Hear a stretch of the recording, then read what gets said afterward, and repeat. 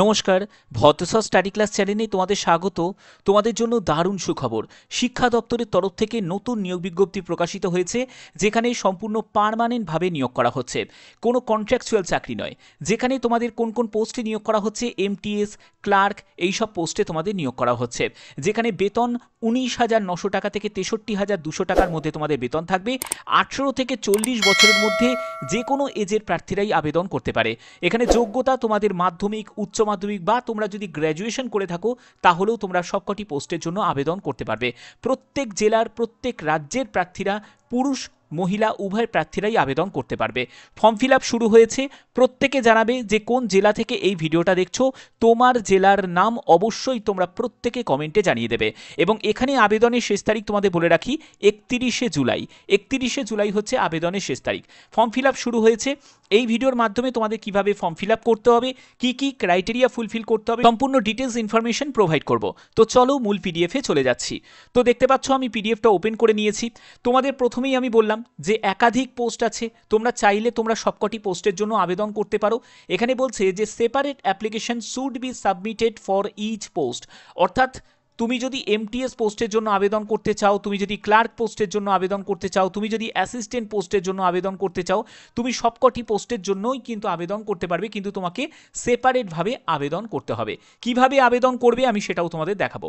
এবারে তোমাদের বলা হচ্ছে যে অ্যাপ্লিকেশন রিসিভড উইদাউট রিকুইজিট ফি, অর্থাৎ তোমাদের আবেদন মূল্য ছাড়া যদি তুমি আবেদনপত্র যদি পাঠাও তাহলে সেটা রিজেক্ট হয়ে যাবে। এবং তোমাদের কি বলা হচ্ছে যে তুমি যখন ফর্মটা ফিল আপ করবে সেটাকে নিয়ে কিন্তু কোনো ভুল তথ্য দিয়ে ফর্ম ফিল আপ করা যাবে না। একদম সঠিক জেনুইন ইনফরমেশন দিয়েই তোমাদের ফর্ম ফিল আপ করতে হবে, না হলে সেই ফর্ম কিন্তু রিজেক্ট হয়ে যাবে। অবশ্যই এই জায়গাগুলো তোমাদের খেয়াল রাখতে হবে, ঠিক আছে? তো এবার দেখে নাও যে তোমাদের প্রথম পোস্ট হচ্ছে এমটিএস। এমটিএস এর জন্য এখানে শূন্যপদ দেওয়া আছে, 60টি মতো শূন্যপদ আছে, যেখানে জেনারেল, এসসি, এসটি, ওবিসি প্রত্যেকে আবেদন করতে পারো।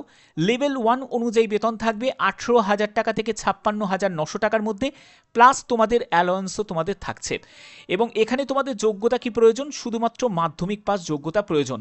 তবে যারা আইটিআই করেছো তারাও আবেদন করতে পারে, অথবা তুমি যদি শুধু মাধ্যমিক পাস করে থাকো তাহলেও আবেদন করতে পারবে।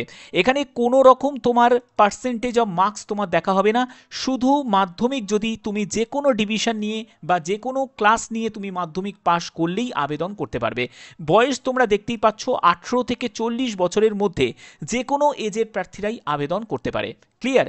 আচ্ছা, পরবর্তী আমরা পোস্টে দেখে নেব। পরবর্তী পোস্টটি হচ্ছে লোয়ার ডিভিশন ক্লার্ক। এই লোয়ার ডিভিশন ক্লার্ক যেটা লেভেল 2 অনুযায়ী বেতন থাকবে, এবং এখানে তোমাদের 60টি মতো শূন্যপদ আছে। 19,900 টাকা থেকে 63,200 টাকা, প্লাস তোমাদের অ্যালাউন্সও থাকছে। দেখো যে তোমাদের এডুকেশন কোয়ালিফিকেশন কি প্রয়োজন। এডুকেশন কোয়ালিফিকেশন হচ্ছে ব্যাচেলার ডিগ্রি। তোমরা যদি যে কোনো শাখায় যদি গ্র্যাজুয়েশন করে থাকো, সেটা আর্টস থেকে হোক, সায়েন্স থেকে হোক বা কমার্স থেকে হোক, গ্র্যাজুয়েট হলেই তোমরা আবেদন করতে পারবে। এবং ইংলিশে তোমাকে টাইপ করতে হবে 35টি শব্দ প্রতি মিনিটে। এবার তোমাদের মনে প্রশ্ন জাগবে যে স্যার 35টি শব্দ প্রতি মিনিটে, দেখো তোমরা এনটিপিসির জন্য অ্যাপ্লাই করেছো, এনটিপিসিতেও তো তোমাদের টাইপিং টেস্ট আছে। যারা যারা অন্যান্য বিভিন্ন তোমরা এসএসসির জন্য অ্যাপ্লাই করেছো, এসএসসি যেমন সিএইচএসএল পরীক্ষাতে দেখবে ডিও যে পোস্টটি আছে সেখানেও তোমাদের একটা টাইপিং টেস্ট থাকে। যে এই টাইপিং স্পিড অর্জন করা এটা কিন্তু খুব একটা বেশি চাপের ব্যাপার নয়। তোমাদের এক্সাম হবে, এক্সাম কমপ্লিট করার পরে তারপরে যারা যোগ্য প্রার্থী তাদেরকে টাইপিংয়ের জন্য ডাকা হবে। অর্থাৎ এই গ্যাপিংয়ে তোমরা কিন্তু যথেষ্ট সময় পাবে। প্রফিসিয়েন্সি ইন কম্পিউটার অপারেশন, অর্থাৎ কম্পিউটারে বেসিক তোমার যদি জ্ঞান থাকে তাহলে সেটা ভালো হয়। এবং এখানেও দেখো 18 থেকে 40 বছরের মধ্যে যে কোনো এজের প্রার্থীরাই আবেদন করতে পারে। ওকে, আচ্ছা, এর পরবর্তী পোস্ট হচ্ছে তোমাদের অ্যাসিস্ট্যান্ট পোস্ট। এই অ্যাসিস্ট্যান্ট পোস্টের জন্য তোমাদের লেভেল 6 অনুযায়ী বেতন থাকবে 35,400 টাকা থেকে 1,12,400 টাকার মধ্যে বেতন থাকবে। এবং এখানেও তোমাদের গ্র্যাজুয়েশন যোগ্যতা চাওয়া হয়েছে এবং 3 বছরের অভিজ্ঞতার কথা বলা হয়েছে। তুমি যদি ইউডিসি পোস্টে আপার ডিভিশন ক্লার্কে যদি তোমার 3 বছরের অভিজ্ঞতা থাকে তাহলে তুমি এই পোস্টের জন্য মানে অ্যাসিস্ট্যান্ট পোস্টের জন্য এলিজিবল। এবং এখানে শূন্যপদ আছে 12টি। ওকে, পরবর্তী হচ্ছে তোমাদের সেকশন অফিসার। এখানে তোমাদের 9টি মতো শূন্যপদ আছে। লেভেল 7 অনুযায়ী 44,900 টাকা থেকে 1,42,400 টাকার মধ্যে তোমাদের বেতন থাকবে। যোগ্যতা হলো যে কোনো শাখায় গ্র্যাজুয়েশন যোগ্যতা এবং তোমাদের 3 বছরের অভিজ্ঞতার কথা বলা হচ্ছে অ্যাসিস্ট্যান্ট পোস্টে। দেখো তোমাদের যে কটি পোস্ট, এই সব কটি পোস্টই কিন্তু তোমাদের সেন্ট্রাল গভর্নমেন্টের একদম স্থায়ীভাবে নিয়োগ করা হচ্ছে এইসব পোস্টগুলোতে, ঠিক আছে। তার জন্য এটা প্রত্যেকের জন্য, ভ্যাকেন্সি কম কিন্তু এইসব জায়গায় কম্পিটিশনও অনেক কম। আমি তো বলবো প্রত্যেকে আবেদন করো, এই সুযোগটাকে কাজে লাগাও, ঠিক আছে। এবার হচ্ছে তোমাদের রেজিস্ট্রার অফিস। এই রেজিস্ট্রার অফিস মানে তোমাদের ডেপুটি রেজিস্ট্রারের জন্য দুটি মতো শূন্যপদ আছে। লেভেল 12 অনুযায়ী তোমাদের বেতন থাকবে এবং এখানে তোমাদের মাস্টার ডিগ্রি তোমাদের যোগ্যতা প্রয়োজন 55% নাম্বার নিয়ে এবং তোমাদের 5 বছরের অভিজ্ঞতা। তাহলে যাদের অভিজ্ঞতা নেই তারা কোন পোস্টের জন্য আবেদন করতে পারবে? যেমন হচ্ছে লোয়ার ডিভিশন ক্লার্কের জন্য আবেদন করতে পারবে, আর হচ্ছে এমটিএস এর জন্য আবেদন করতে পারবে। এবার তোমরা যদি উচ্চ মাধ্যমিক পাস তোমার যদি যোগ্যতা থাকে বা তোমার যদি গ্র্যাজুয়েশন যোগ্যতা থাকে তাহলে তুমি এখানে ক্লার্কের জন্য আবেদন করতে পারছো, আবার এমটিএস এর জন্য আবেদন করতে পারছো। যাদের উচ্চ মাধ্যমিক পাস যোগ্যতা আছে তারা এমটিএস এর জন্য আবেদন করতে পারবে, যাদের মাধ্যমিক পাস যোগ্যতা আছে তারা শুধুমাত্র এমটিএস পোস্টের জন্য আবেদন করতে পারবে, ঠিক আছে। অর্থাৎ প্রত্যেক যোগ্যতার প্রার্থীদের যারা মাধ্যমিক, উচ্চ মাধ্যমিক বা গ্র্যাজুয়েশন যে যোগ্যতাই আছে না কেন এই যোগ্যতার মধ্যে তারা সবকটি পোস্টের জন্যই কিন্তু আবেদন করতে পারো, ঠিক আছে। এখানে দেখো পোস্ট অনুযায়ী তোমাদের যোগ্যতাগুলো তোমাদের ক্লিয়ার করে দিলাম, ওকে। এবার দেখো তোমাদের এখানে আবেদন মূল্য কত টাকা লাগবে। তুমি যদি গ্রুপ এ ক্যাটাগরি পোস্টের জন্য আবেদন করো যেগুলো লেভেল 10 অ্যান্ড অ্যাবভ, সেখানে তোমাদের এই লেভেলে তোমাদের আবেদন মূল্য লাগবে। কিন্তু তুমি যদি গ্রুপ বি আর গ্রুপ সি লেভেলের পোস্টের জন্য আবেদন করো, গ্রুপ বি আর গ্রুপ সি, দেখো গ্রুপ সি মানে হচ্ছে তোমাদের এখানে যেটা বলা হচ্ছে সেটা হচ্ছে ক্লার্ক আর হচ্ছে এমটিএস, এই পোস্টগুলোর জন্য যদি আবেদন করো তাহলে তোমাদের এই আবেদন মূল্যটা তোমাদের জমা করতে হবে। আবেদন মূল্যটা কত? সেটা হলো ইউআর ওবিসিদের হচ্ছে 700 টাকা, এসসি এসটিদের হচ্ছে 350 টাকা, আর পিডাব্লিউবিডি ক্যাটাগরিদের কোনো রকম আবেদন মূল্য লাগছে না। ক্লিয়ার? ঠিক আছে।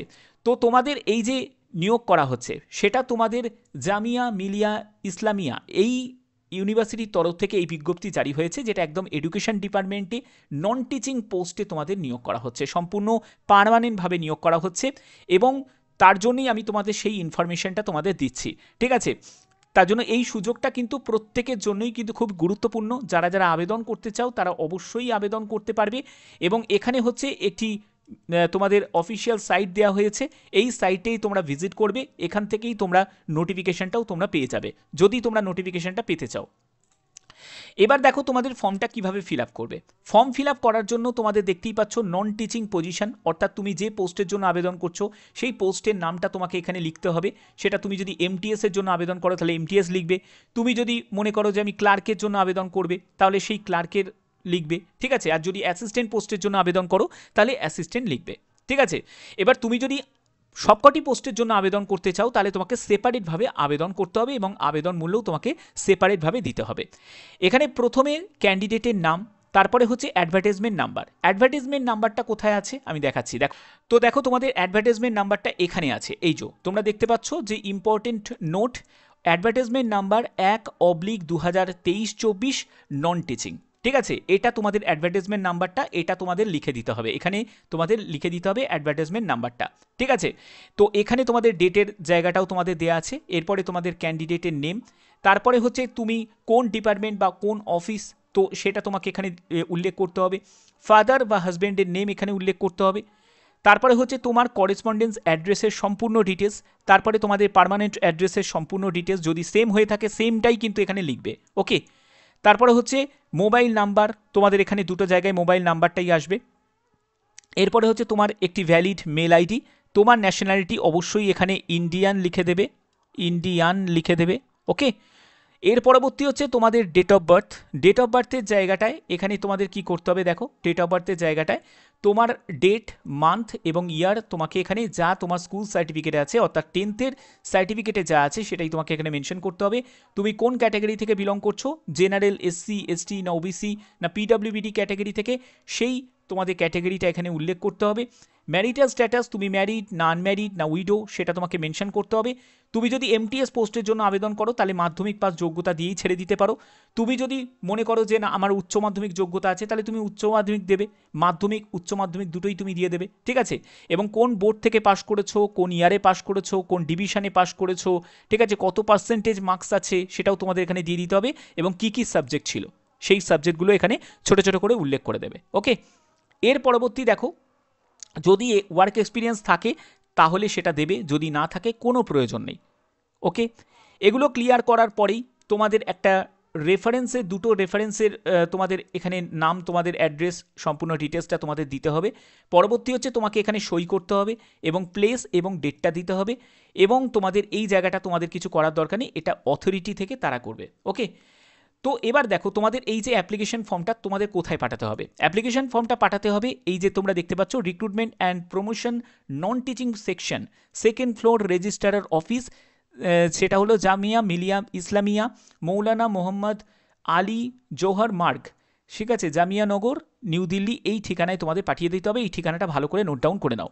31শে জুলাই হচ্ছে আবেদনের শেষ তারিখ। এর মধ্যে তোমাদের অ্যাপ্লিকেশন ফর্ম পাঠিয়ে দিতে হবে। এর জন্য আমি অফিসিয়াল সাইটের লিঙ্ক আমি ডিসক্রিপশানে দিয়ে দেবো, তোমরা সেখান থেকে পিডিএফটাও পেয়ে যাবে, এবং তোমাদের বাদবাকি প্রসেসগুলো তোমরা একবার চেক করে নিতে পারো। বাদবাকি তোমরা যদি আবেদন করতে ইচ্ছুক হও তাহলে অবশ্যই আবেদন করতে পারো। আর যদি বিভিন্ন আপডেট পেতে চাও অবশ্যই বলবো তোমরা প্রত্যেকে তোমার জেলার নাম প্রত্যেকে জানাবে, কারণ তোমরা জানো আমি বিভিন্ন আপডেটগুলো তোমাদের কাছে প্রোভাইড করে থাকি, সেটা স্টেট লেভেল আপডেট হোক, সেন্ট্রাল লেভেল আপডেট হোক, বা তোমাদের ডিস্ট্রিক্ট লেভেল আপডেট হোক। প্রত্যেকটি আপডেট যদি তোমরা পেতে চাও তাহলে অবশ্যই বলবো তোমাদের জেলার নাম প্রত্যেকে জানিয়ে দেবে, এবং তোমরা অবশ্যই চ্যানেলটাকে সাবস্ক্রাইব করে বেল আইকনটাকে অল করে রাখবে। এখনের মতো এটুকুই, ধন্যবাদ।